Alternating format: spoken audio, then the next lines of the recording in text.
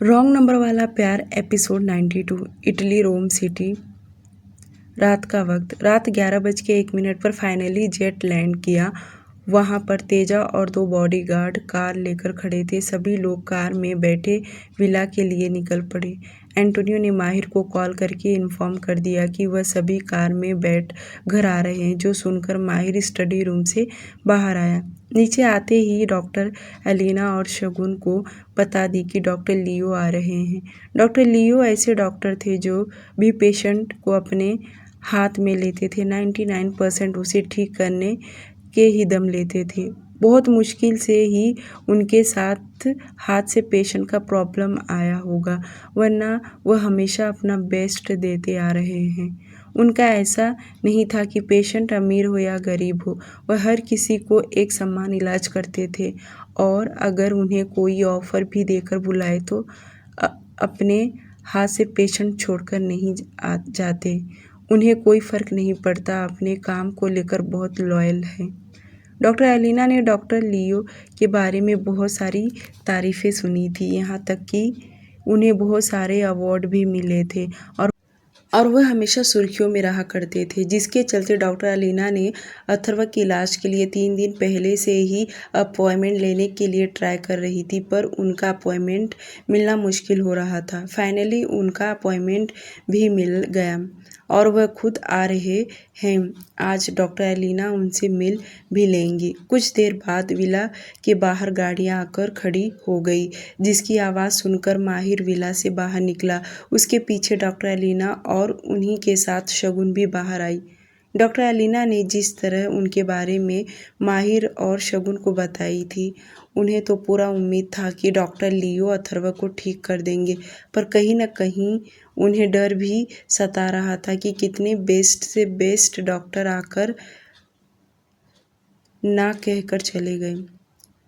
नाम और काम से ही डॉक्टर लियो का पर्सनैलिटी समझ में आ रहा था कि वह बहुत ही स्ट्रिक्ट डॉक्टर होंगे और तो और दिखने में भी एकदम स्मार्ट होंगे। तेजा और एंटोनियो कार में से बाहर निकले और तेजा पीछे जाकर कार का दरवाज़ा खोला। इधर तीनों की नज़र उस कार पर ही था और जैसे कार में से डॉक्टर लियो अपना कदम बाहर रखे उतरकर बाहर निकले, ये तीनों तो उन्हें हक्के बक्के होकर देख रहे थे, क्योंकि उनके पैर में सिंपल फुटवेयर पहना हुआ था। कपड़े में उन्होंने सिंपल चेक्स वाला शर्ट विथ पैंट। उन्होंने अपने शर्ट के स्लीव्स को ऊपर की ओर फोल्ड किया हुआ था। अगर उनकी पर्सनैलिटी ओवरऑल देखा जाए तो लगभग उनकी हाइट 5.4 के आसपास होगा और उनके सिर के बीचों बीच बाल भी नहीं थे। उनकी एज समथिंग 45 के आसपास होगा। वह डॉक्टर नहीं बल्कि सामान्य इंसान दिख रहे थे। डॉक्टर एलिना तो आंखें फाड़कर देखने लगी। वह तो पलकें झपकाना ही भूल गई, मानो उन्होंने कुछ और ही सोचा था और दिखने के लिए कुछ और ही उन्हें दिख गया।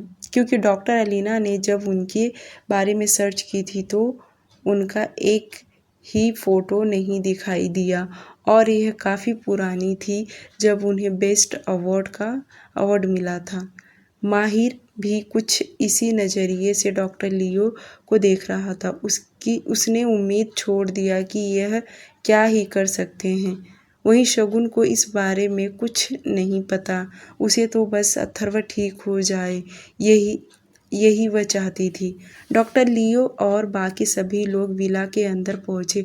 डॉक्टर एलिना डॉक्टर लियो को अपने साथ अथर्व के कमरे में लेकर गई। अंदर आते ही डॉक्टर लियो ने सबसे पहले अथर्व का फाइल हाथ में ले बहुत ही बारीकी से चेक किया।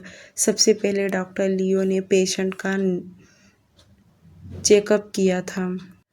उसके बाद किस किस डॉक्टर ने किस किस तरीके से चेकअप किया, वे सब उन्होंने बहुत ही गौर से देखा। उसके बाद उन्होंने सभी मेडिसिन्स की वेरीफाई किया कि कितने पावर के मेडिसिन्स दिए जा रहे हैं।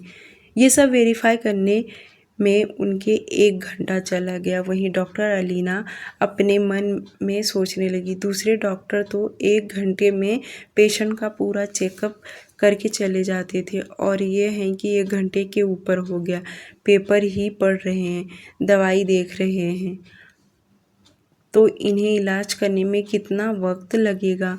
ऊपर से अपॉइंटमेंट लेने के लिए 3-4 दिन लगा देते हैं। इतना स्लो काम रहेगा तो 4 दिन क्या 10 दिन लग जाएंगे।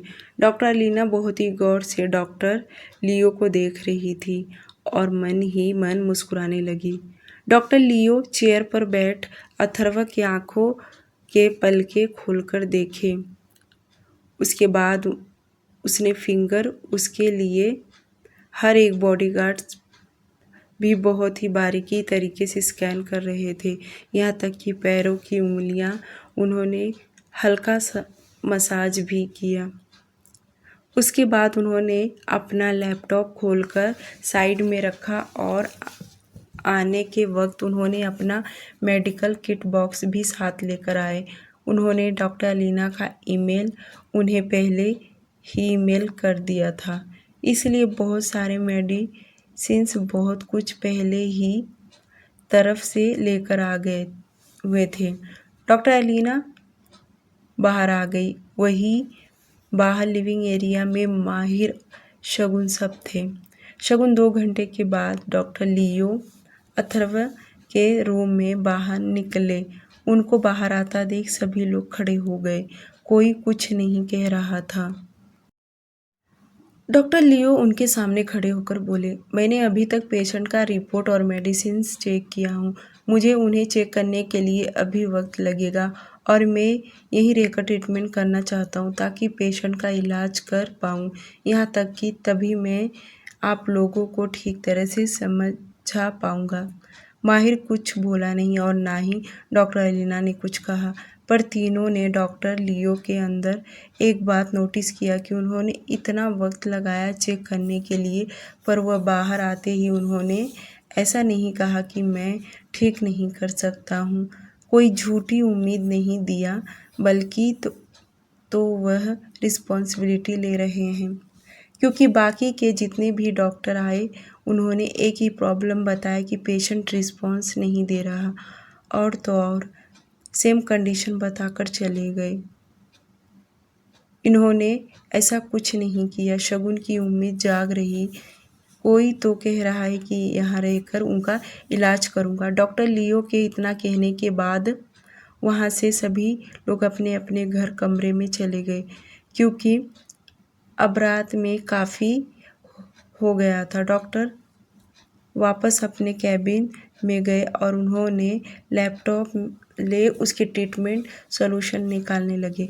रात के करीब 3 बजे माहिर स्टडी रूम में बैठे उसने सामने लैपटॉप ऑन किया और लैपटॉप की स्क्रीन पर अथर्व के कमरे का वीडियो दिखाई दे रहा था। माहिर एक हाथ टेबल पर टिकाए लैपटॉप स्क्रीन को बड़े गौर से देख रहा था कि आखिर डॉक्टर लियो इतनी रात तक जाग कर क्या कर रहे हैं। माहिर अथर्व को अपनी जिगर का टुकड़ा मानता था और वह किसी के ऊपर भरोसा नहीं कर सकता, क्योंकि अथर्व तो बेड पर लेटा हुआ है। अगर किसी सर्वेंट कुछ गड़बड़ किया तो जिसके कारण उसके कमरे में हिडन कैमरा लगा रखा था। माहिर भी लैपटॉप में डॉक्टर लियो को ही देख रहा था। डॉक्टर लियो अपने लैपटॉप में काम कर रहे थे। यहाँ तक कि माहिर ने लैपटॉप स्क्रीन जूम करके देखा तो डॉक्टर लियो पेशेंट की रिकॉर्डिंग ही कुछ देख रहे हैं।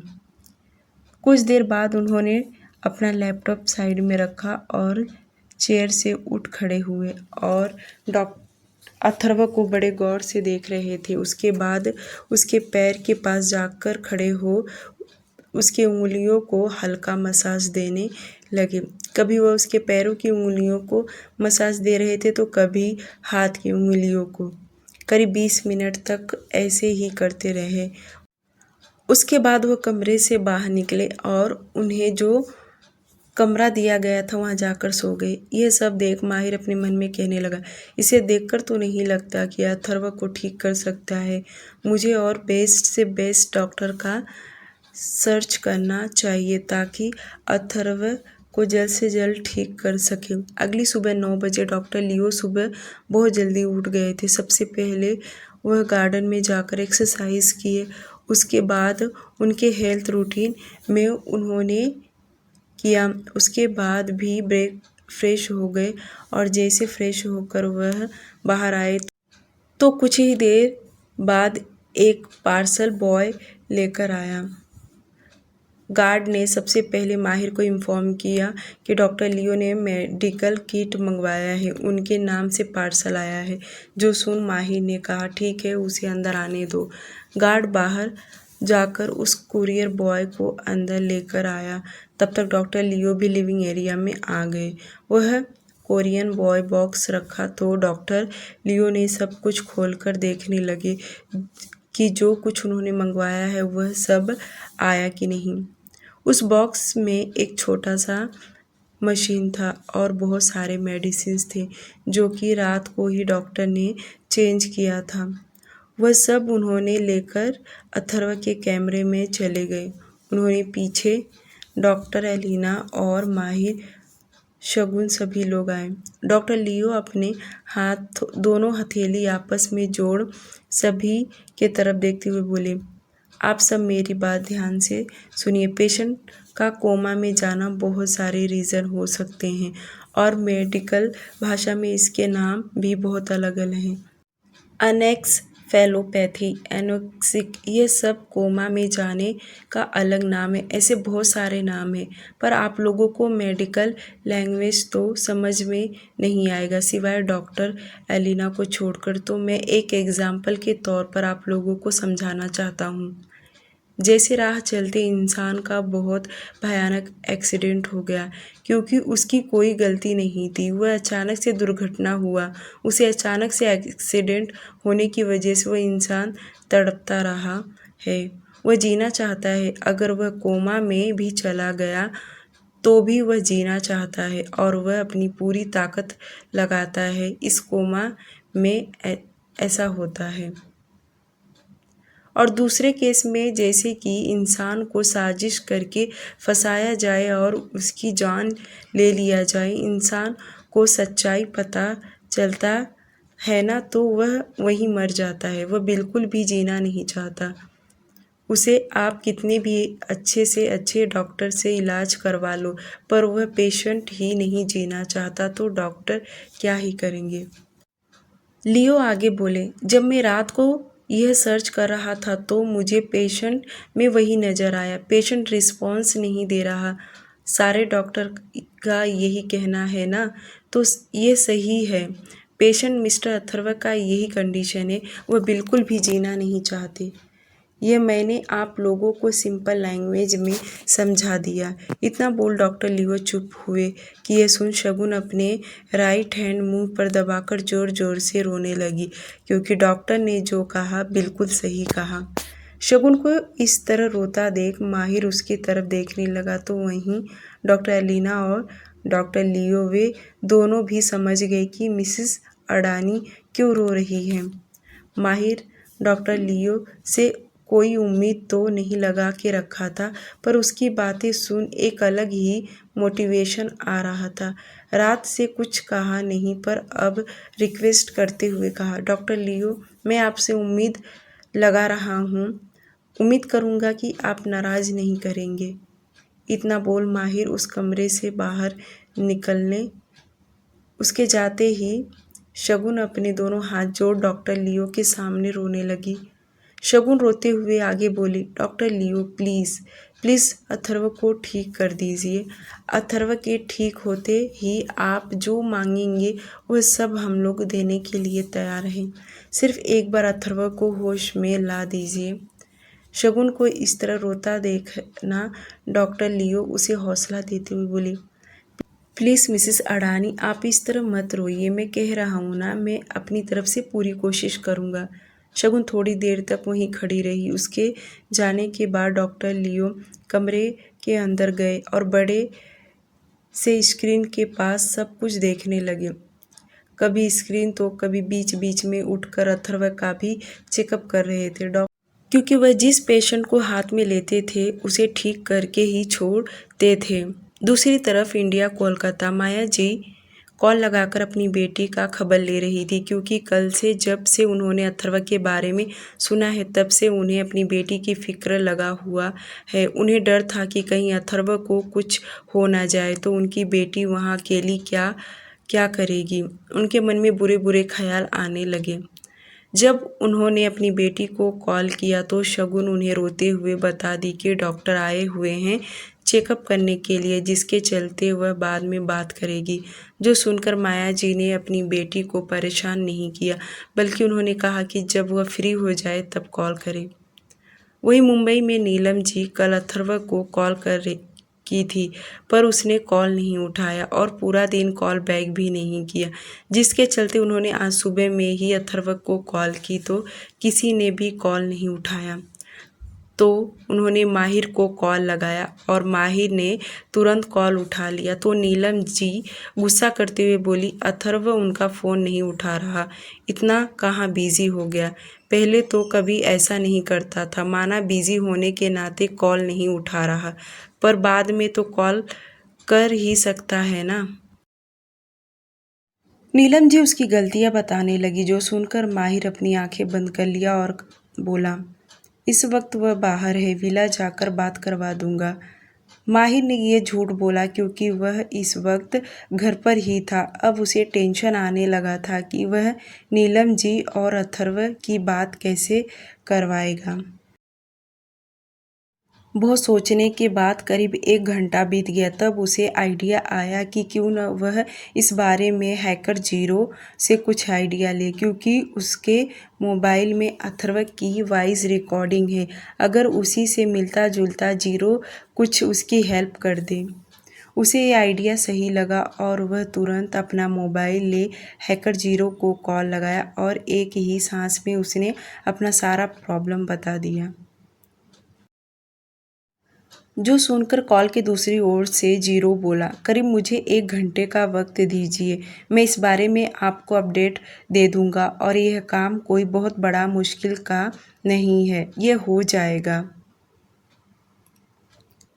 माहिर ने जीरो को अथर्व के पहले का वॉइस रिकॉर्डिंग भेज दिया, क्योंकि इसी वॉइस में किसी को रेडी करे, क्योंकि परसों से नीलम जी ने अपने बेटे से बात नहीं किया है, पर अब जाके मोबाइल कॉल्स पर बात करवाना था, ताकि कुछ दिन वह इसी तरह टालता रहे। अगर अथर्व ठीक हुआ तो ठीक, वरना वह सब कुछ सच सच सभी को बता देगा। दिन तेजी से बीत रहा था, हर कोई अपने अपने कामों में बिजी था।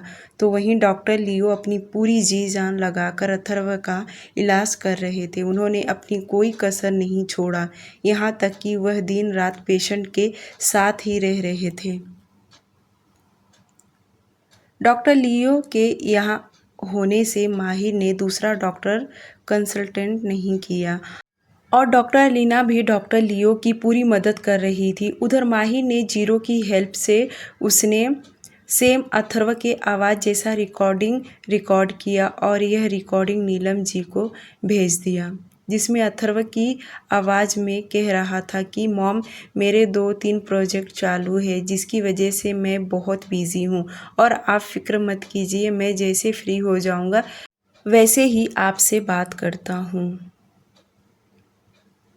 माहिर ऐसा करना तो नहीं चाहता था, पर मजबूरन उसे करना ही पड़ा, क्योंकि बहुत सोचने समझने के बाद उसे यही रास्ता सही लगा। वे थोड़े दिन और देखना चाहता था कि सच में अथर्व का कंडीशन ठीक होता है कि नहीं, वरना आनंद जी और नीलम जी को बुलाकर सब कुछ सच सच बता देगा। उसने अपना मन बना लिया था।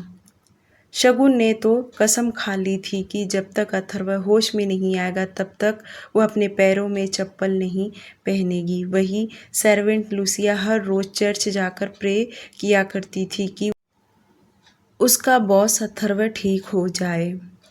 हर कोई अपने अपने तरीके से दुआ कर रहा था कि आखिरकार अथर्व जल्द से जल्द ठीक हो जाए। इन दिनों माहिर अपने ऑफिस का पूरा और अथर्व के ऑफिस सभी काम उसके ऊपर बहुत ही लोड हो गया था। फिर भी वह सब कुछ हैंडल करने में लगा हुआ था और उसका पूरा फोकस अथर्व पर भी था कि वह जल्दी से ठीक हो जाए। 6 दिन बाद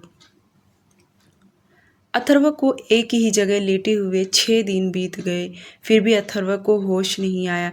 धीरे धीरे माहिर और शगुन दोनों की उम्मीदें टूट रहा था, क्योंकि 6 दिन होने के बावजूद भी अथर्व के शरीर में कोई बदलाव नहीं आया। यहाँ तक कि माहिर को डॉक्टर लियो के ऊपर थोड़ा थोड़ा चिड़चिड़ा करने लगा। उसे ऐसा लग रहा था कि कहीं यह डॉक्टर का ऐसा इरादा तो नहीं कि अथर्व हमेशा ऐसे ही सोया रहे। यह लोग पैसे ऐसे ही कमाते हैं तो उन्हें पैसों से मतलब है, पेशेंट और पेशेंट की फैमिली को बेवकूफ़ बनाना।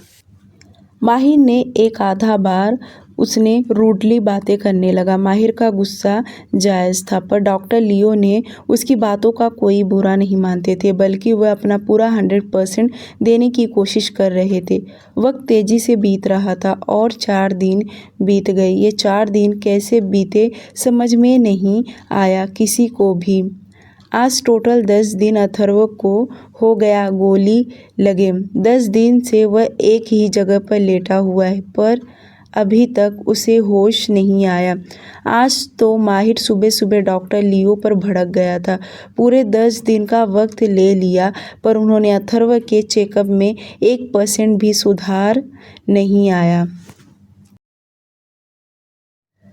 माहिर लिविंग एरिया में ज़ोर ज़ोर से चिल्लाकर बातें कर रहा था। वह डॉक्टर लियो पर अपना गुस्सा नहीं निकाल सकता, जिसके चलते उसने तो टेबल से एक फ्लावर पॉट भी उठाकर नीचे फेंक दिया। यह नज़ारा देखकर तो हर कोई डर गया। शगुन भी एक कोने में चुपचाप खड़ी थी और सारे सर्वेंट दूर दूर से ये सब देख रहे थे, पर किसी की हिम्मत नहीं हुआ कि वह आगे जाकर कुछ कहे। डॉक्टर अलीना भी चुपचाप खड़ी थी। डॉक्टर लियो तो कुछ बोल ही नहीं रहे थे। माहिर गुस्से में आगे बोला, अगर तुम लोगों से नहीं होता तो पहले ही बता देना चाहिए ना। इस तरह छोटी छोटी उम्मीदें दिलाकर क्या फ़ायदा। तुम तो अपना पेमेंट ले रहे हो, हमारा क्या। हमारा तो इंसान वैसे ही अभी तक बेड पर लेटा हुआ है। माहिर इस कदर भड़का हुआ था कि किसी की हिम्मत नहीं कि उसे इस वक्त बात करे या उसके सामने जाकर खड़ा हो। करीब आधे घंटे तक माहिर यूं ही लिविंग एरिया में चिल्लाता रहा। पूरे के पूरे विला में सन्नाटा छाया हुआ था और एक ही इंसान की आवाज़ पूरे विला में गूंज रहा था। वह था माहिर। माहिर गुस्से से विला से बाहर निकला और कार में जाकर बैठ गया। उसके साथ एंटोनियो भी था और वह दोनों ऑफिस के लिए निकल गए। उसके जाते ही शगुन दौड़ते हुए डॉक्टर लियो के पास आई और हाथ जोड़ते हुए बोली, आप प्लीज़ उनकी बातों का बुरा मत मानिए। वह उनके भाई हैं, इसलिए उन्हें बुरा लग रहा है। आप प्लीज़ अथर्व का इलाज कीजिए, प्लीज़ प्लीज़।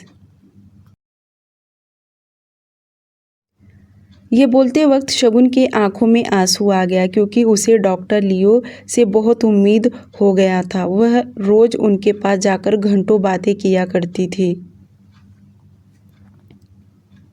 और डॉक्टर लियो तो हर एक अथर्व के शरीर के बदलाव को उसे बता रहे थे। यहाँ तक कि मशीनों में भी वह दिखाते थे।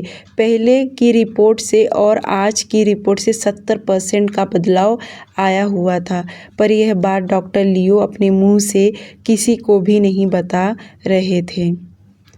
डॉक्टर लियो को कोई फ़र्क नहीं पड़ा, क्योंकि आए दिन उन्हें पेशेंट के फैमिली वाले गाली देते ही हैं, क्योंकि डॉक्टर कोई भगवान तो नहीं है कि वह एक ही दिन में एक ही मिनट में पेशेंट को ठीक कर दे। उन्हें वक्त तो लगेगा ही, जो कि अथर्व को ठीक करने में डॉक्टर लियो को वक्त लग रहा था, पर वह डेली अपनी काबिलियत हर किसी के सामने शो ऑफ नहीं करते थे और ना ही उनकी आदत थी। वही माहिर जब ऑफिस पहुंचा तो सबसे पहले वह अपना लैपटॉप ले दूसरे डॉक्टर की सर्चिंग करने लगा। वैसे तो बहुत सारे डॉक्टर के लिस्ट थे, पर माहिर अपने घर 1000 डॉक्टर बुलाकर अथर्व का चेकअप नहीं करवाना चाहता था। वह ऐसा डॉक्टर ढूंढ रहा था कि जल्द से जल्द अथर्व को ठीक कर दे। उसका पेशेंस अब ख़त्म होने लगा।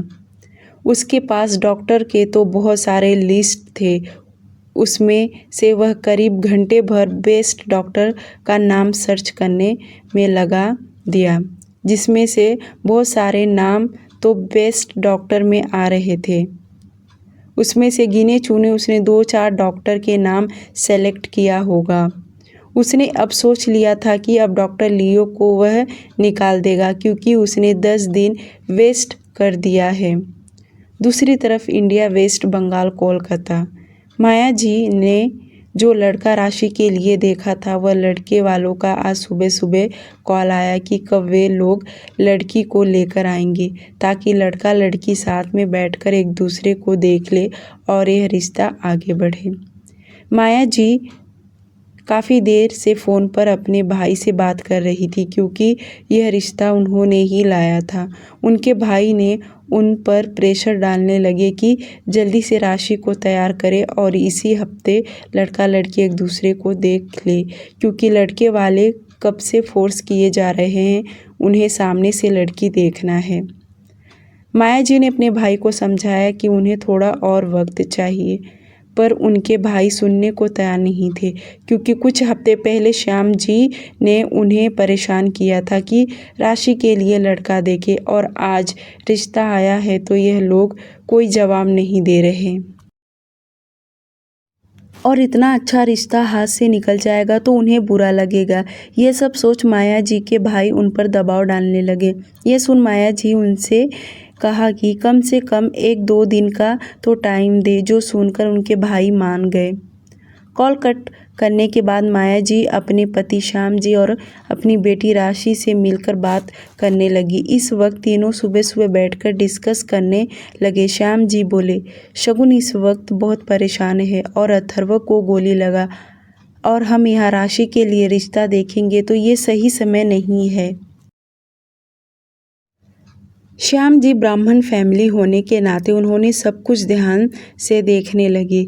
यह वक्त भी खराब चल रहा है और ऐसे खराब वक्त में रिश्ता देखना सही नहीं रहेगा, जिसके चलते उन्होंने माया जी से कहा कि वह रिश्ता कैंसिल कर दे, हम राशि के लिए कोई दूसरा रिश्ता देखेंगे। यह सुन तो राशि खुश हो गई, पर उसे अपनी बहन के लिए दुखी भी हो रही थी। पर उसका रिश्ता कैंसिल होने से जैसे उसके सिर से कोई बड़ा बोझ उतर गया हो, वरना वह कुछ दिनों से परेशान सी रहने लगी थी। इटली, रोम सिटी। शाम का वक्त, अथर्व का विला। माहिर ने बेस्ट से बेस्ट डॉक्टर का लिस्ट निकाल लिया था और उसने डॉक्टर लियो को यहाँ से निकालने का भी सोच लिया था। शाम होती वह घर जैसे पहुँचा तो सबसे पहले अथर्व के कमरे में गया, क्योंकि उसे डॉक्टर लियो उसे यहीं मिलेंगे। माहिर जैसे कमरे के अंदर एंटर हुआ तो देखा डॉक्टर लियो अथर्व का इलाज कर रहे थे। माहिर चुपचाप जाकर अपने दोनों हाथ फोल्ड करके खड़ा हो गया। वह घूर के डॉक्टर लियो को देख रहा था, पर कुछ बोला नहीं, क्योंकि वह किसी के काम में डिस्टर्ब नहीं कभी करता। वैसे तो डॉक्टर लियो को भी समझ गया था कि माहिर यहाँ उपस्थित है, पर उसे पूरी तरह इग्नोर करके वह पेशेंट का फोकस कर रहे थे। और 15 मिनट के बाद वह अपना चेकअप करने के बाद माहिर की तरफ देखे।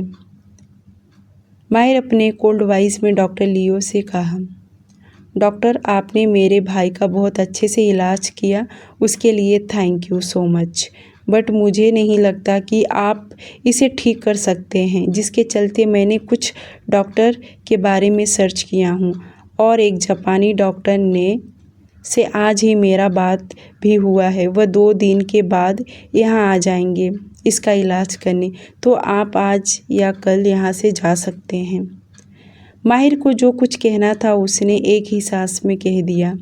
ऐसा बिल्कुल भी नहीं लगा कि उसके ऐसे कहने से डॉक्टर को कैसा महसूस होगा। उसे जो कहना था उसने अपनी बात रख दिया। डॉक्टर लियो को बिल्कुल भी बुरा नहीं लगा और वह माहिर के सामने आकर खड़े हो मुस्कुराते हुए बोले, सॉरी मिस्टर आहूजा, अगर मुझे पेशेंट को बीच में ही छोड़ना होता तो मैं आया ही नहीं होता। अब मैं तभी जाऊंगा जब तक कि पेशेंट को मैं ठीक ना कर लूं। और यह कौन से ज़माने में होगा, माहिर रूडली वाइज में बोला।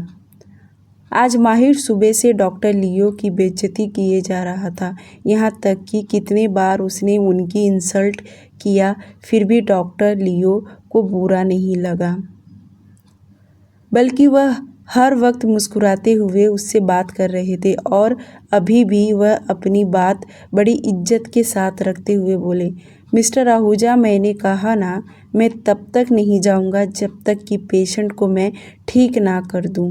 आप भले चाहे तो मेरी कितनी भी बेइज्जती कीजिए, इसमें मुझे कोई फ़र्क नहीं पड़ता, क्योंकि आप तो कुछ नहीं बोल रहे हैं।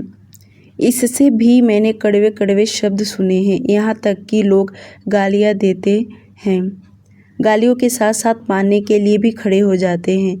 ये सब देखकर सुनकर अब मैं बहुत स्ट्रांग हो गया हूँ, और हर एक पेशेंट की फैमिली वालों को डॉक्टर से उम्मीद ही रहता है जैसे कि आपने लगाया है, इसमें आपकी कोई गलती नहीं है। इतना बोल डॉक्टर लियो कमरे से बाहर चले गए। माहिर तो उनकी बातें सुन सोच में पड़ गया। वह कुछ बोला ही नहीं, और अब बोले भी क्या, क्योंकि उसने तो सिंपल लैंग्वेज में उन्हें यहाँ से जाने के लिए कह रहा है, पर वह खुद हार मानने को तैयार नहीं। माहिर वहाँ से तुरंत निकला और स्टडी रूम में चला गया। 2 दिन बाद टोटल 12 दिन, देखते देखते 2 दिन और बीत गए। यह 2 दिन बड़ी मुश्किल से कटा। शगुन तो अब जब से अथर्व को गोली लगा था, वह अभी तक बेड पर नहीं सोई थी, यहाँ तक कि वह नीचे फ्लोर पर ही सो जाया करती थी। वह अपने आप को इतनी तकलीफ़ देने लगी थी मानो उसकी यही सज़ा हो। वह आज क्लोसेट में जाके अथर्व का डार्क ब्लू कलर का शर्ट निकाल के पहन लिए। सोफे के सहारे वह फ्लोर पर बैठे रोते हुए सो गई। आज वह रात में खाना भी नहीं खाई। जो देख सर्वेंट लुसिया 11 बजे उसका दरवाज़ा खटखटाई, पर दरवाज़ा खुला ही था, जिसके चलते सर्वेंट लुसिया ने पूरा दरवाज़ा खोलकर अंदर गई तो देख उसे शगुन कहीं भी दिखाई नहीं दे रही।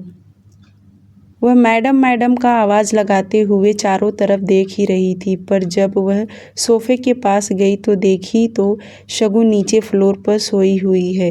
यह नज़ारा देख सर्वेंट लुसिया को बहुत बुरा लगा, और वह जाकर तुरंत उसकी बाहें पकड़ उसे उठाने लगी। उसके उठाने से शगुन नींद में उठ गई। सर्वेंट लुसिया की नज़र उसकी पहने हुए कपड़े के ऊपर गया, जो डार्क ब्लू कलर का शर्ट पहनी हुई है। यह उसके बॉस का था। सर्वेंट लुसिया ने कहा, मैडम आप यहाँ नीचे क्यों सोई हुई हैं? चलिए खाना खा लीजिए। शगुन का चेहरा देखकर ही पता चल रहा था कि वह बहुत रोई हुई है। सर्वेंट लुसिया जिद करने लगी कि वह नीचे चलकर खाना खा ले। शगुन अपनी धीमी आवाज़ में तुरंत मना कर दी, पर सर्वेंट लुसिया सुनने को तैयार नहीं। शगुन हाथ जोड़ते हुए बोली, प्लीज़ आज मुझसे जिद मत करो, मुझे बिल्कुल भी भूख नहीं है। उसका इस तरह से हाथ जोड़ना सर्वेंट लुसिया को बिल्कुल भी अच्छा नहीं लगा, और वह माफ़ी मांगते हुए बोली, ठीक है मैडम, अगर आपका मन नहीं है खाने के लिए तो मैं आपको फोर्स नहीं करूँगी। मैं आपके लिए सुबह कुछ अच्छा सा ब्रेकफास्ट बना दूँगी, पर आप इस तरह नीचे मत सोया कीजिए। मैं ऐसे ही ठीक हूँ, शगुन अपनी दबी हुई आवाज़ में बोली, जो कि सर्वेंट लुसिया ने सुन ली थी। सर्वेंट लुसिया समझ गई कि उसकी मैडम आज बहुत रोई हुई है और वह उसे और नहीं परेशान करना चाहती, इसलिए वह उठकर कमरे से चली गई। उसके जाने के बाद शगुन, जो गहरी नींद में सोई थी, अब उसकी नींद टूट गया और वह फिर से अथर्व के शर्ट को देखकर रोने लगी। अब वह और भी ज़ोर ज़ोर से रो रही थी। धीरे धीरे रात बीत रहा था। इधर अथर्व के कमरे में डॉक्टर लियो तो आज रात सोए नहीं, वह इलाज कर रहे थे। करीब 1 बजे रात को वह अपना लैपटॉप बंद किया और पास वाले चेयर पर ही बैठे बैठे सो गए, जैसे गहरी नींद में सोए, क्योंकि उन्हें महसूस हुआ कि अथर्व होश में आ गया है। उसकी उंगलियां हिल रही है। करीब वह 5 मिनट तक यूं ही सपना देख रहे कि क्या अचानक से उन्होंने अपनी आंखें खोल दिया। यह कोई उनका वहम नहीं था, बल्कि सच में अथर्व उंगलियां हिल रही थी। स्टोरी को लाइक और चैनल को सब्सक्राइब करना ना भूले प्लीज़।